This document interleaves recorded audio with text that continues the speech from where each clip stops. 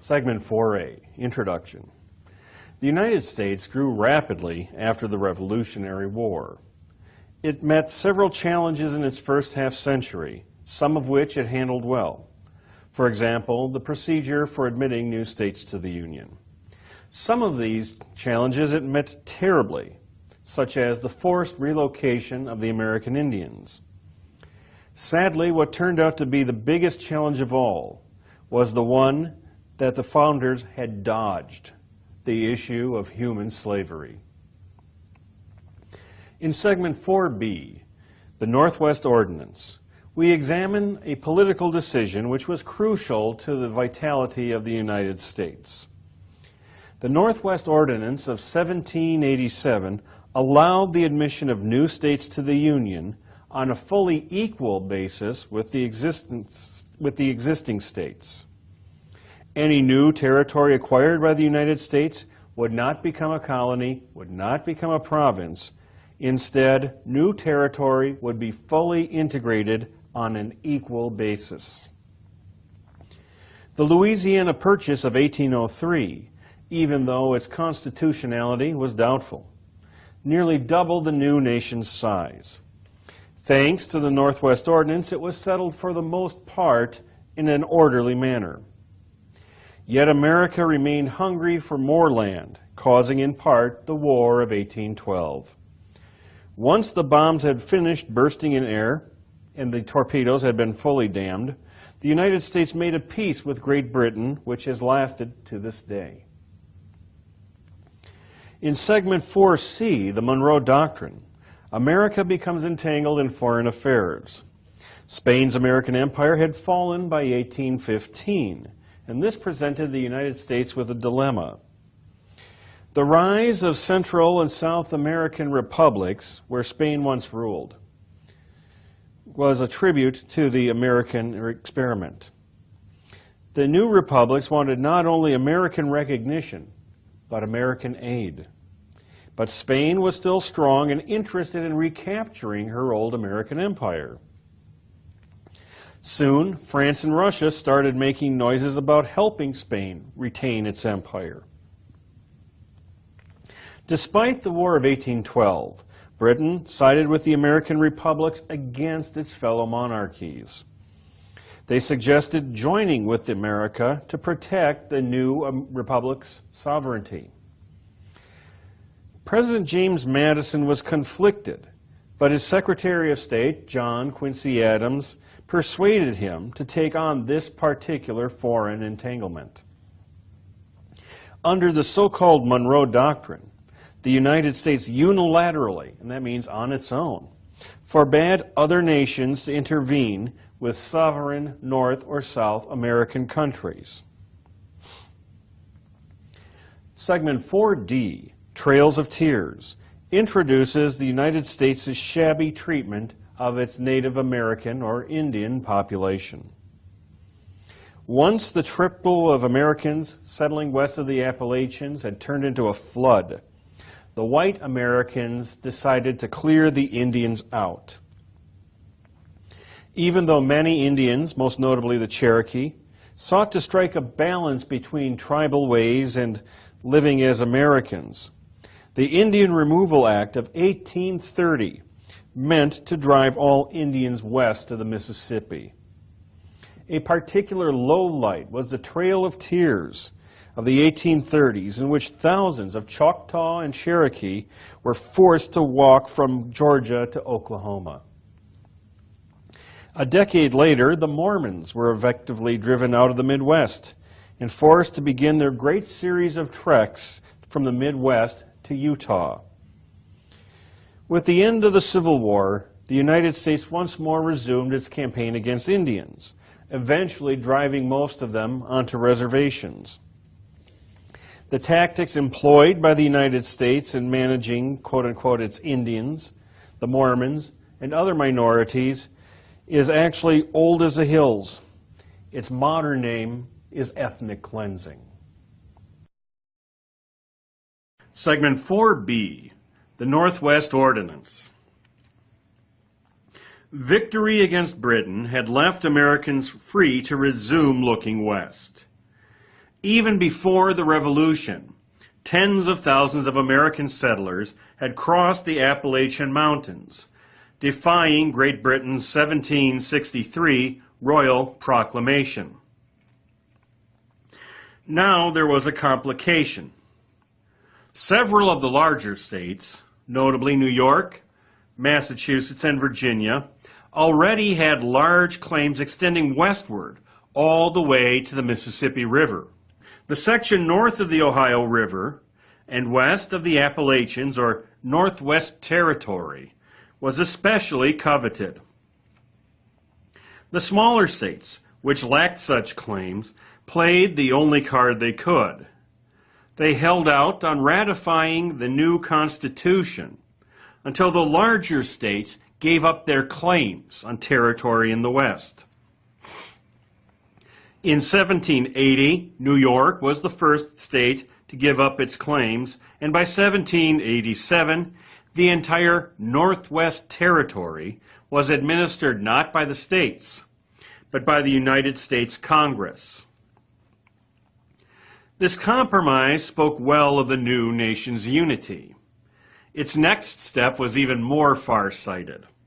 The Northwest Ordinance of 1787 organized the Northwest Territory, initially as a single district, ruled by a governor and judges appointed by Congress.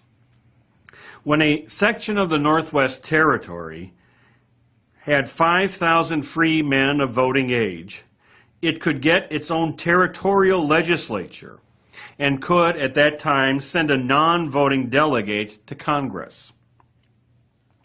3 to 5 states were to be formed out of this territory, and whenever any one of them acquired 60,000 free inhabitants, it could join the Union on an equal footing with the original states in all respects. And that's a quote.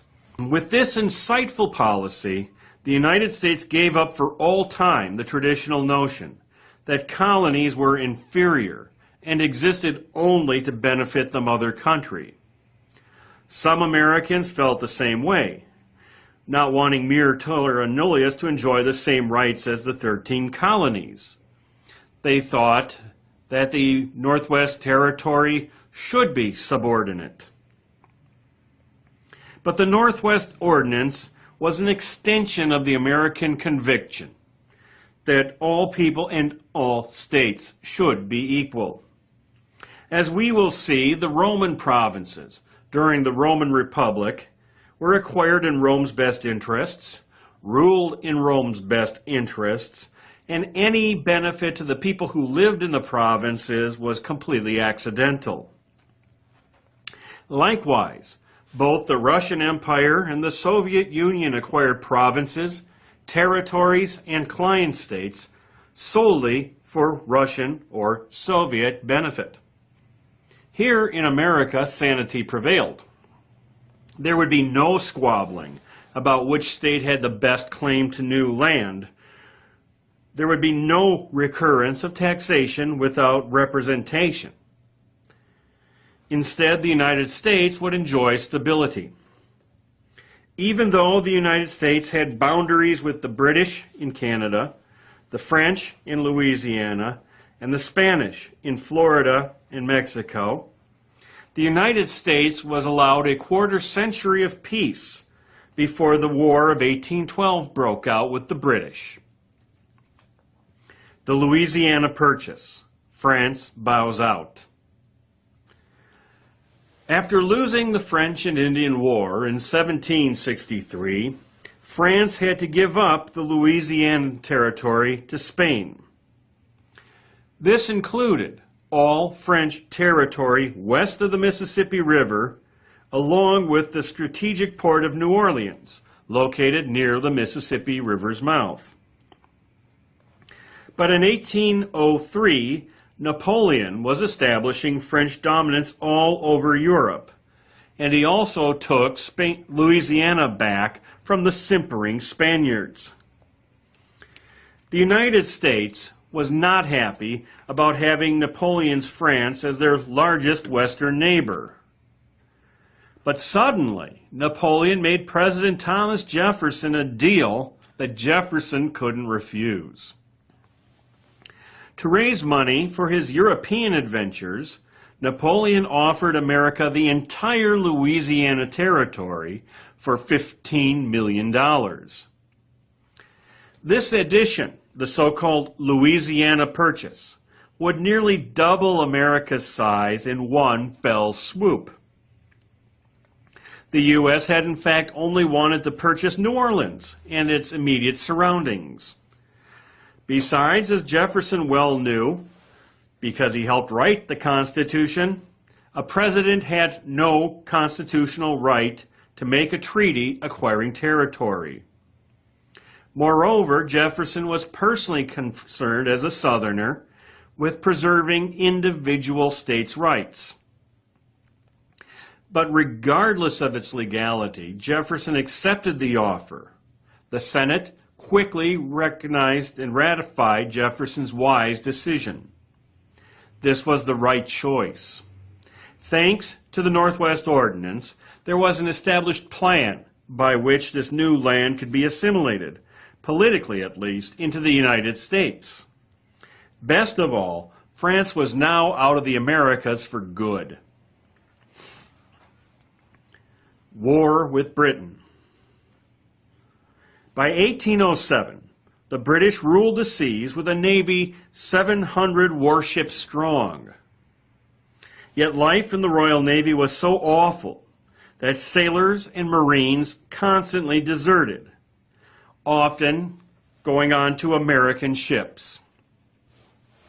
The Royal Navy began stopping American ships and searching for British sailors and Marines who shouldn't be there. And that was bad enough. When the British officers couldn't find any British deserters, they often, quote-unquote, impressed American soldiers into the British Navy on the grounds that they were really Englishmen anyway. In an attempt to intimidate Great Britain, Congress embargoed, that is to say shut down, all foreign trade in December of 1807, but it backfired completely. Becoming president in 1809, James Madison had no better ideas for keeping Americans out of the British Navy. It was not a great place to start. There were also rumors that the British were going to launch attacks on the Northwest Territory out of their Canadian territories. Seen in this light, a preemptive strike against Canada started to sound like a good idea. There were a lot of people in the northern United States who thought that Canada really belonged to us anyway. Tired of British bullying and ready to annex Canada, the United States declared war on Great Britain in 1812. Not all Americans supported the War of 1812. For one thing, the merchants of New England and New York didn't want a war with their best trading partners, the British. There were also many people who believed that the United States wasn't militarily prepared to fight a war, and they were right. The British, on the other hand, were ready to go. British regular soldiers struck so hard at Washington that President Madison was forced to flee, and the White House was burned. Many of the Indian tribes had sided with the British. The Shawnee chief Tecumseh had even become a brigadier general in the British Army. The United States tried to invade Canada, but it only diverted scarce United States troops from where they were needed in the United States. But the makeshift United States Navy won amazing victories on the Great Lakes. And the Tennessean General Andrew Jackson managed to beat both the Indians and the British up and down the Gulf Coast. The Treaty of Ghent, signed on Christmas Eve 1814, ended the War of 1812. Yet news was slow to reach New Orleans, where Andrew Jackson won his greatest battle in January 1815. He would be known forevermore as the hero of New Orleans. Neither side won, but the United States got more credit because the United States had fought the world's mightiest power to a draw. Like it or not, America and American problems were now being taken very seriously in Europe. We'll be back in 1 moment. Segment 4C, the Monroe Doctrine. Fall of the Spanish Empire. For most of the 18th century, Spain had been battered by the British, French, and Dutch. Stifled by bureaucracy and corruption, woefully overextended around the world, the Spanish couldn't put up much of a resistance when Napoleon made them give back the Louisiana Territory. After that, nationalist movements began to rise up in Central and South America, in direct imitation of the United States. After the United States purchased the Louisiana Territory, the new boundaries with Spanish America caused a series of Spanish-American border wars, many personally started by the future hero of New Orleans, the Tennessean, Old Hickory, Andrew Jackson. Once more, the United States was looking for more territory. By 1815, the Spanish Empire was in tatters. Shattered by its flirtation with Napoleon, Spain was now stuck with revolutions in Argentina, Chile, Colombia, Mexico, and Peru.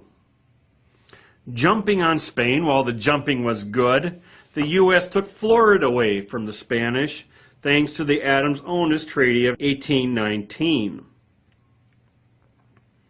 Colonial maneuvers. The Central and South American revolutionaries began fighting for their independence from the reeling Spanish Empire. Despite American admiration for their courage, the U.S. recognized these new Central and South American democracies in 1822 without promising any military support. The new democracies were very happy with America's show of support, but they really wanted promises of military aid against Spain. At first, U.S. President James Monroe and Secretary of State John Quincy Adams followed Washington's warning to avoid foreign entanglements. The revolutionaries' admiration of the U.S. was touching. But really, should the U.S. risk a war with Spain for Central and South American democracies which might or might not survive? It seems safest to let Spain and her rebellious colonies fight it out, provided that no other European powers jumped in on Spain's side. In 1823, Russia and France pledged to help Spain recover its former empire. Uh-oh. They proposed further that Great Britain, their fellow ally, join them in this worthy goal. A coalition of Spain, France, Russia, and Britain launching a crusade against democracy would certainly crush the Central and South American democracies. The question was, would it stop there? Or would the coalition next take on the homeland of modern democracy itself, the United States?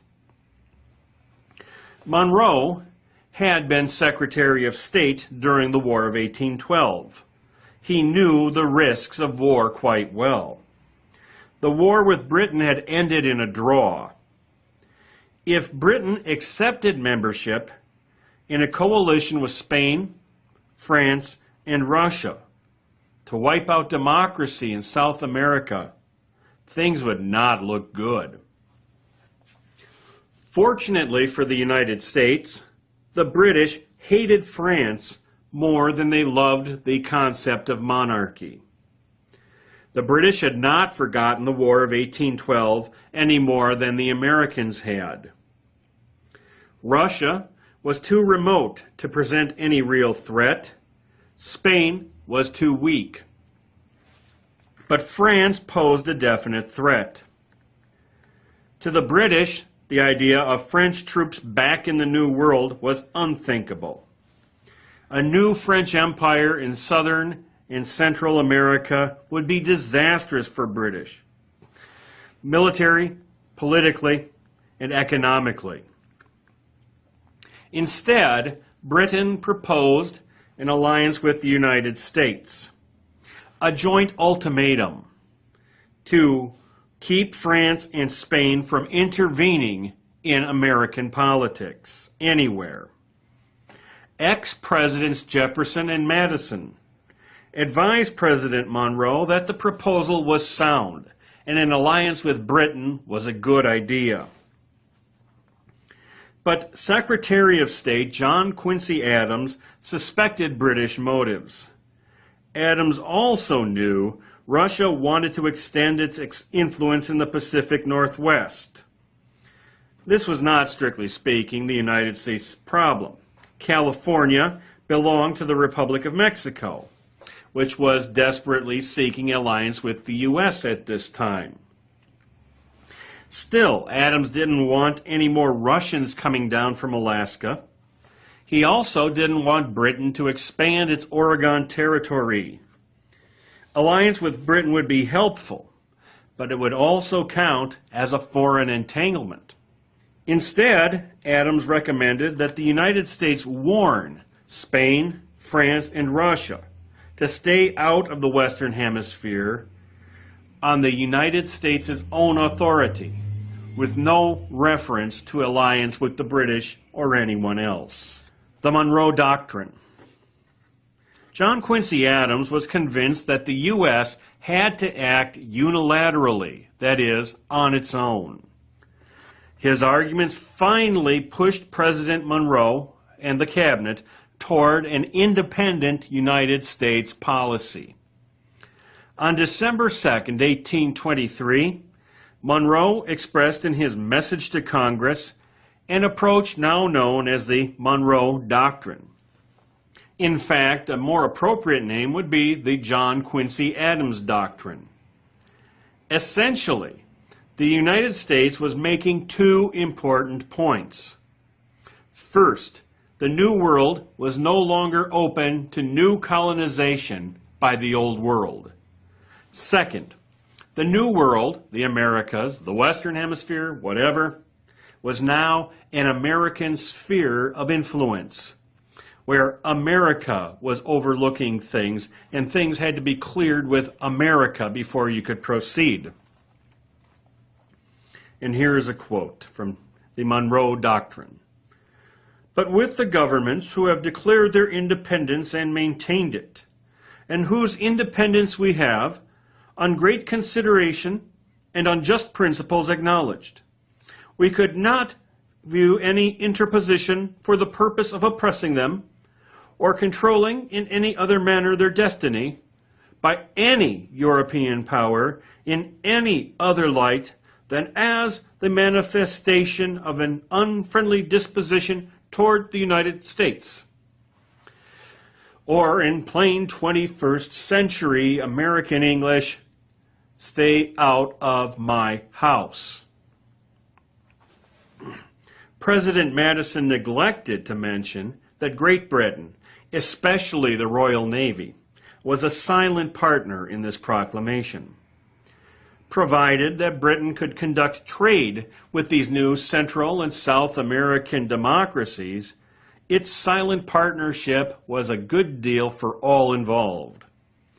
Although the Monroe Doctrine observed the letter of Washington's warning against foreign entanglements, it actually told the world that the United States was a major world power.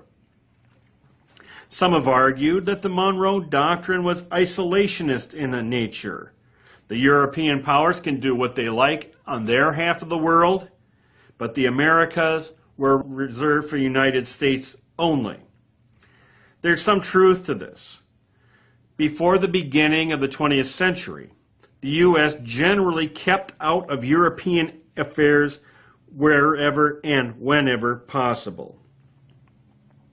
Others have argued the opposite way, that the Monroe Doctrine was in fact an imperialist blank check, allowing the United States government to intervene in the Americas wherever and whenever it saw fit. This view is supported by countless examples of red-handed American interference in Latin America. Examples of this interference include the Mexican War of 1846 to 1848, the 1914 coup in Mexico, the 1961 Bay of Pigs invasion in Cuba, and the invasion of Grenada in 1983.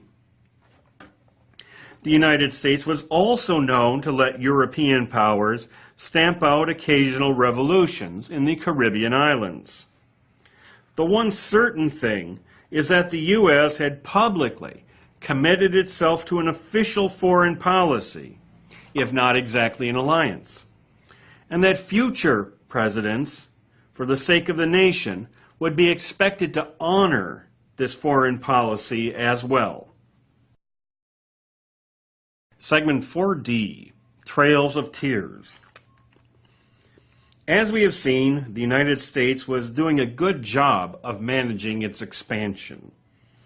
The Northwest Ordinance of 1787 had allowed for the orderly assimilation of new territory on an equal basis with the existing states. Most of the new territory added came through diplomacy, as did the Louisiana Territory in 1803 and Florida in 1819. The informal alliance with Great Britain, implied in the Monroe Doctrine of 1823, meant that the U.S. would have a largely free hand in conducting external affairs. Yet America's expansion brought other internal problems.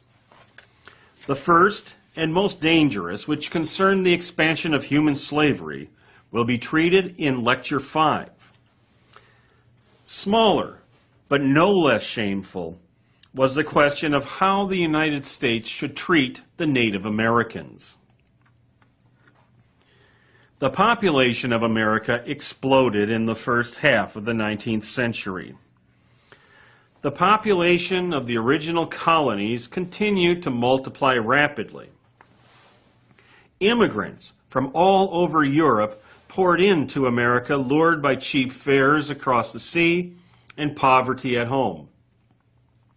Some of these new Americans were city dwellers, looking for factory work, but the majority were looking for farmland. Officially, there was plenty of land for the taking in the Northwest Territory, Florida, and/or Louisiana. But the Indians, who had been living in these lands for centuries, were not inclined to move out just because the white people wanted in. Even though the white settlers were constantly pushing the Indians west, the U.S. itself had no formal Indian policy. Some Indians chose of their own free will to become fully Americanized, and they were assimilated in the quote-unquote melting pot.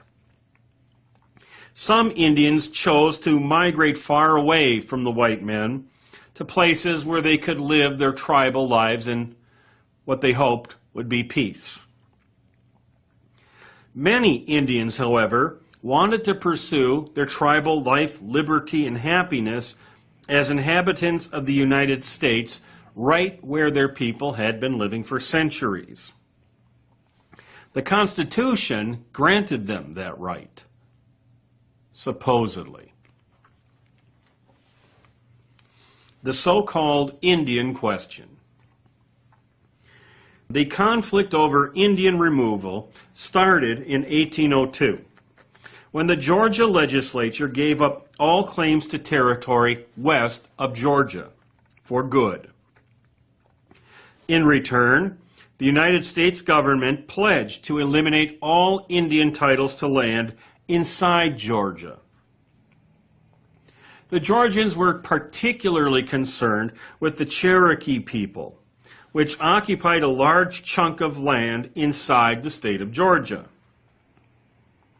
The Cherokee had adopted many Western ways, including the enslavement of blacks, and had settled into the South's cotton planting economy. In 1827, the Cherokee adopted a written constitution declaring themselves a sovereign nation with complete jurisdiction over its territory and people. Georgia did not recognize the Cherokee Constitution, seeing the Cherokees as nothing more than illegal squatters. In 1827, the Supreme Court ruled against the Cherokee, supporting Georgia's claim. The Cherokee returned to the Supreme Court in 1831. This time, they got a decree granting them self-government, and the decree also declared Georgia's opposition was unconstitutional. However, Georgia refused to abide by the Supreme Court decree. President Andrew Jackson, Old Hickory, was an old Indian fighter himself, and he refused to enforce the Supreme Court's decree also. In practice, the Constitution's pattern of checks and balances did not apply when it came to American Indians.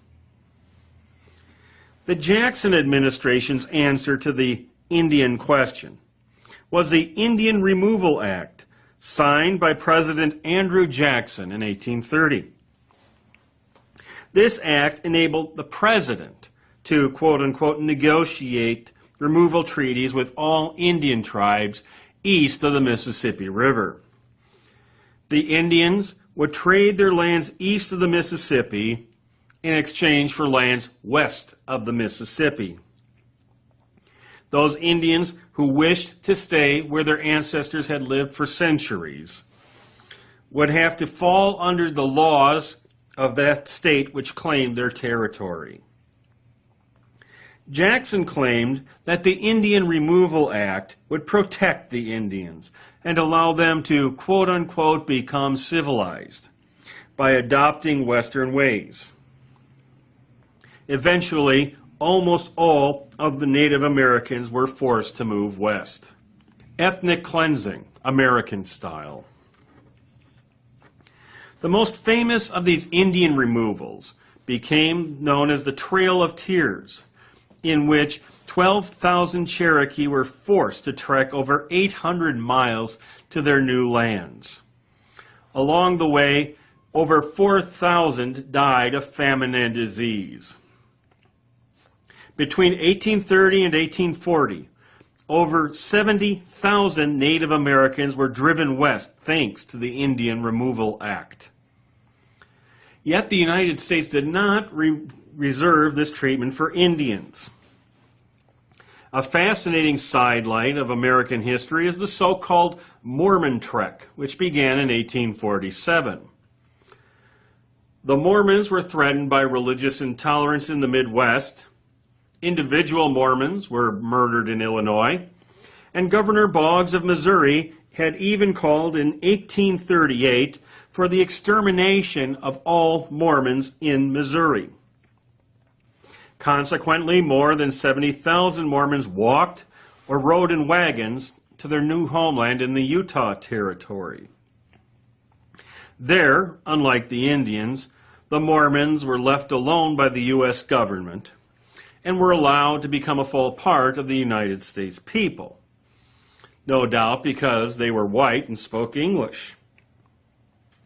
The forced relocation of Indians and Mormons is an example of what is now called ethnic cleansing. A group of people whose presence is undesirable to the government is moved out, with force if need be. Ethnic cleansing has gone on since the dawn of civilization. It goes on to this day around the world. Relocation of the Indians and the Mormons would not be the last time the U.S. practiced ethnic cleansing. When the Indian Removal Act was signed in 1830, most Americans never dreamed that the United States would ever extend too far west of the Mississippi.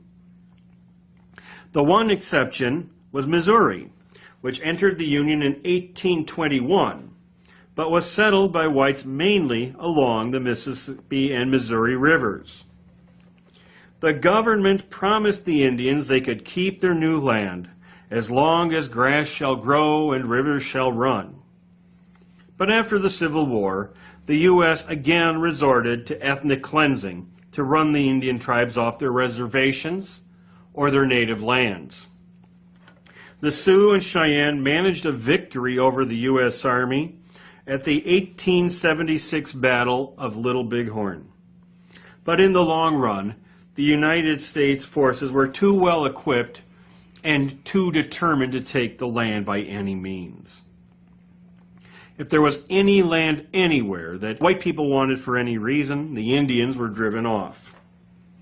By 1906, most of the tribes that had been moved west of the Mississippi were forced to move again, thanks to another round of shameful wars and deceitful treaties. Segment 4E, Conclusions. 1. Pellissipia, here we come. Not all of Thomas Jefferson's ideas were brilliant. In 1784, a committee chaired by Thomas Jefferson presented its recommendations for dividing and governing the Northwest Territory. The government part of the committee's recommendations were acceptable, and they later formed the basis for the Northwest Ordinance. Good work, Tom. But the recommendation for creating 10 new states out of the Northwest Territory was not acceptable. You can see a map here, right, superimposed right over me. The mere names of the states themselves are worth the price of admission. Some of these names made sense. Michigania, Illinois, and even Washington. Polypotamia, Metropotamia, Saratoga, and Sylvania, pushing it a bit. Caronesus and Pellissipia are way out there. And then we come to what would have been my native state. I am eternally grateful not to be a native of Milwaukee, Assinissippia. 2. Or the ramparts we watched. I have to admit that I once considered the American national anthem very, very silly. The tune is complicated. The language is archaic, and the words hardly mean anything. Why couldn't we have something nice, like "O Canada," or maybe even "America the Beautiful"? But in the course of putting together this class, an examination of the Star-Spangled Banner's context really cleared my mind. Imagine being a young American, spending all night watching the Royal Navy, mightiest in the world, trying to shell American militiamen out of Fort McHenry, hoping to land British redcoats near Baltimore. And if the British were able to land redcoats near Baltimore, our new nation might not make it.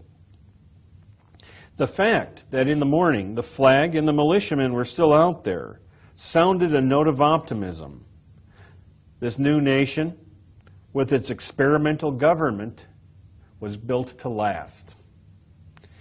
Oddly enough, the song didn't become the national anthem for another 100 years or so in 1931.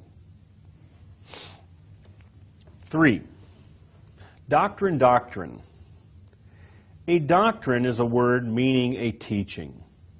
In foreign policy, the term doctrine also describes a statement of a fundamental principle.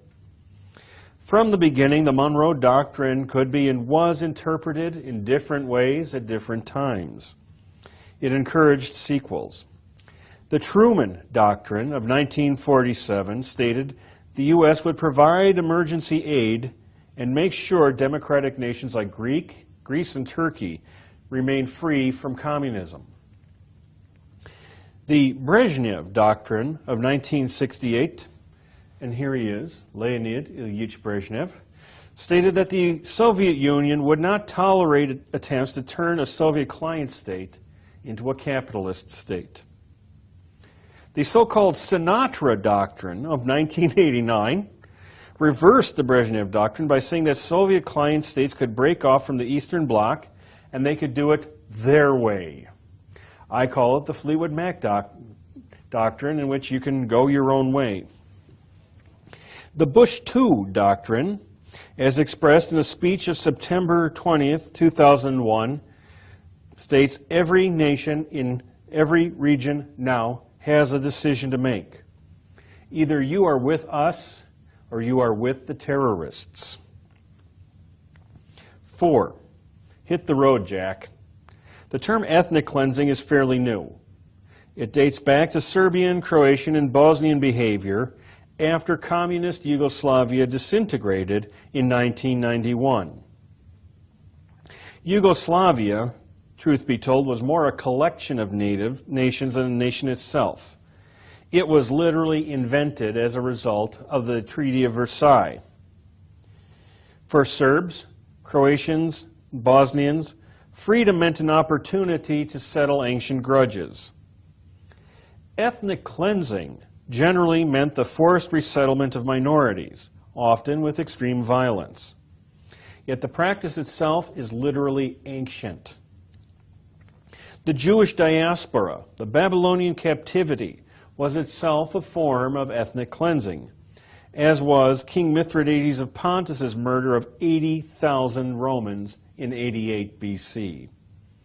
Both the Russians and the Soviet Union relocated entire nations, most often from the Caucasus, to remote parts of the Soviet Union. Even the United States' shameful internment of Japanese American citizens during the Second World War comes under this category. No empire is innocent on this one.